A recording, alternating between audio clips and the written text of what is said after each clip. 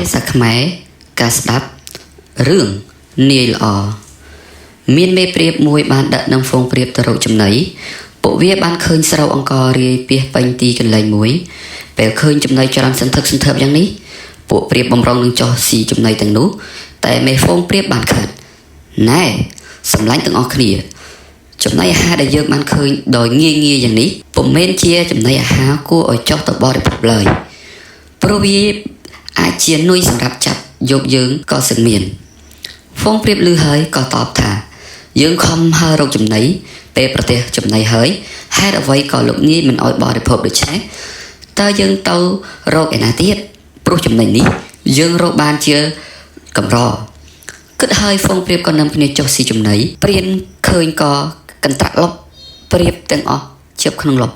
មេហ្វូងឃើញក្តីអន្តរាយហើយក៏រិះគិតរកមធ្យោបាយជួយហ្វូងព្រាបទាំងអស់មេហ្វូងនិយាយទៅកាន់ហ្វូងព្រាបថាពួកយើងត្រូវតែស្រស់ស្រួលគ្នាហើយខំទៅទីស្លាប់ហើព្រមគ្នាឡើង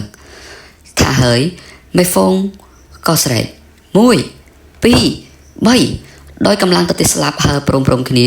ហ្វូងព្រាបបានហើឡើងទៅលើអាកាសជាប់ទាំងលប់ទៅជាមួយទៀតផងហ្វូងព្រាបបានចុះត្រង់ដំបូកមួយដែលជាជំរកនៃស្ដេចកណ្ដុរសស្ដេចកណ្ដុរសឃើញហើយក៏ចេញមកកាត់ផ្ដាច់ខ្សែលប់ហើយហ្វូងព្រាបក៏បានរួចជីវិតដោយសារមេហ្វូងនិងស្ដេចកណ្ដុរសផងដែរតាំងពីថ្ងៃនោះមកហ្វូងព្រាបបានហៅមេហ្វូងថានាយល្អរហូតមកដកស្រង់និងកែសម្រួលពីគតិលោកភាគ5ទំព័រទី53សូមអរគុណ